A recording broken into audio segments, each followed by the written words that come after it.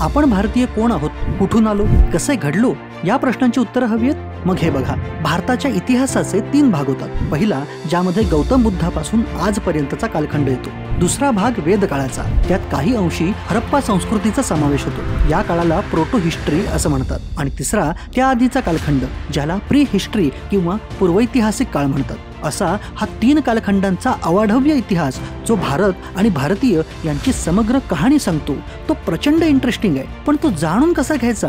सोपं आहे. हा सगळा इतिहास आता एकाच पुस्तकात अवेलेबल झालाय. त्या पुस्तकाचं नाव आहे दी इंडियन्स. हे पुस्तक मनोविकास प्रकाशनानं प्रकाशित केलंय.